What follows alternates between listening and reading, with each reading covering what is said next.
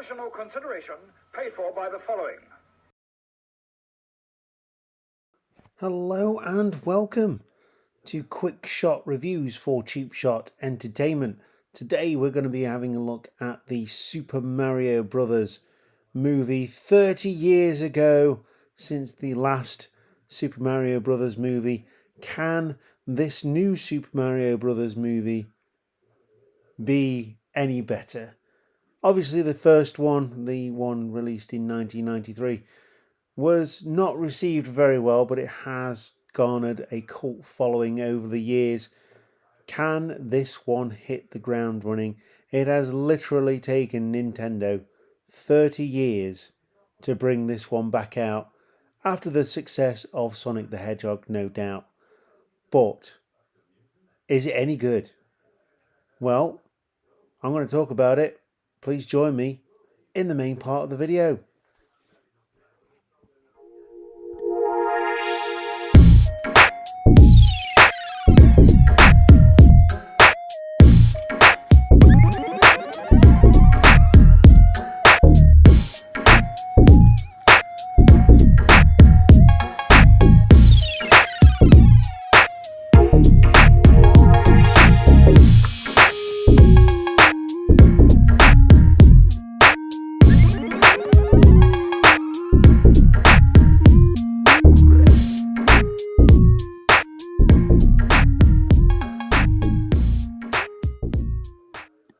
And as mentioned, Super Mario Brothers, the movie, was released in 2023, and it follows the story of the Super Mario Brothers on their journey through the Mushroom Kingdom in an attempt to save said kingdom from King Koopa, the arch nemesis of the Mario Brothers.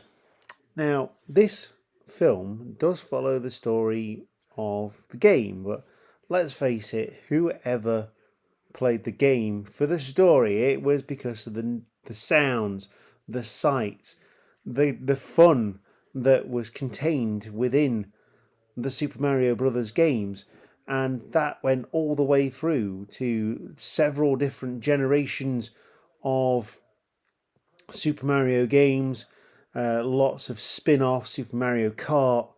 You've got Luigi's Mansion. Too many to name. Even WarioWare and all that kind of stuff as well. Super Smash Brothers, Donkey Kong, or so many different things. Now, I was never a Nintendo child. I was always a Sega child, but when I did play Nintendo, it was probably playing Super Mario Kart, and wow, did I have fun playing that game on many iterations of said game. I do have a Nintendo Wii, but that is pretty much the only Nintendo apart from a Game Boy Color and a Game Boy Advance that I actually had. So, very limited on games, but I really enjoyed this movie. Now, it's not going to break any box office records. It is not a movie that you go and see for the story. It's a movie that you go and see if you're an adult for nostalgia. No doubt if you're into games, your kid's probably into games as well. And it's just fun for all members of the family. It doesn't have a great story. But like I said earlier, who plays Super Mario Brothers for the story? Because there is very little story. It is Super Mario trying to save either Luigi or Princess Peach from King Koopa, and this is exactly the same as what that is.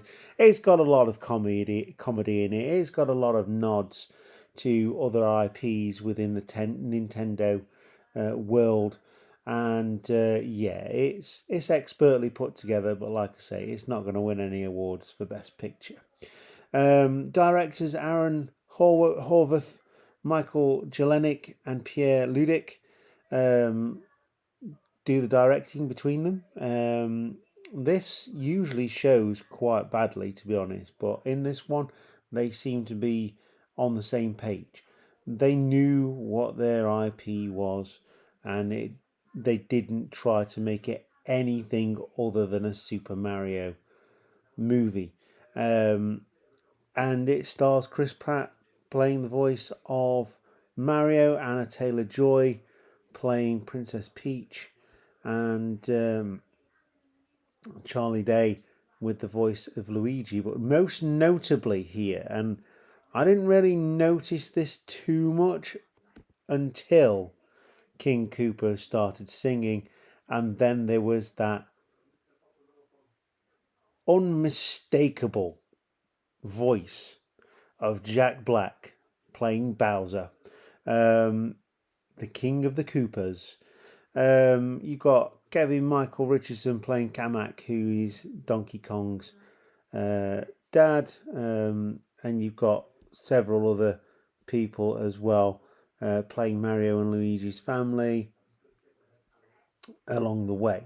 So, like I say, it is not gonna make people want to see this for the story. It's a Brooklyn plumber called Mario going to the Mushroom Kingdom to team up with a princess named Peach, and an anthropomorphic mushroom named Toad, to find his brother Luigi and save the world from a ruthless fire-breathing Koopa named Bowser. Lots of references here. There's Jumpman in the pizzeria, if you spot that, which is the original name for Super Mario, I believe, and Donkey Kong, as well as Punch Out being referenced as well, and yeah, there's loads. There's too much to mention here, and you'll probably just want to just sit through it once and then go and sit through it again and try and spot all the references to Nintendo games. I am surprised that they haven't pulled this one out of the bag a lot earlier, but yeah, it's basic for sure, but it's a video game movie, and as far as video game movies go, this is pretty competent in terms of what it's trying to do. It's got all of the sounds that you recognise. It's got all of the sights that you'll recognise, but it's done in a way that's different. You feel like you're part of the game rather than just playing a game, which is pretty cool. References to Mario Kart, references to Super Smash Brothers, references to Donkey Kong, to Luigi's Mansion as well. It's just, there's so much. There is so much, and it's quite impressive that they've managed to pull this one out of the bag. It most likely will lead to a sequel, but you know, that's to be thought of later on down the line, and probably for Nintendo to make some money. But there you go, that's it. It's made some money, actually, to be fair, looking at this. It's got a 716 million gross worldwide since release. So yeah, I think they've made their money back and some. So expect a sequel very soon. Although they pretty much put everything into this movie, it'd be weird to see where they're going to go next, because there was references to Mario 1, Mario 2, Mario 3, like I say, all those other things as well. So yeah, this one, can I say confidently to go and watch this one? Absolutely. It is brilliant for what it is, and yeah, don't expect a groundbreaking smash hit movie, but expect to have fun with this one. The animation style is wonderful. Like I say, it's brightly coloured, and and you'll just get all the feels. You'll get butterflies in your stomach when you watch this one if you're a gaming fan. Definitely worth the watch. Anyway, if you've seen Super Mario Brothers the movie, then please do get in touch with us and let us know what you thought of the movie. If you're listening to the podcast, thank you very much for listening. Hope you've joined us on the Facebook as well. Yeah, we'll see you next time. Plenty more to come. We've got Renfield, we've got Evil Dead, Guardians of the Galaxy Part 3, which I'm really looking forward to. Hopefully I'll get to go and see The Pope's Exorcist as well. So we'll see about that one. Anyway, I've been your host, Luke. This has been Cheap Shot Entertainment. You are the Cheap Shot Nation, and I will see you soon. Bye-bye.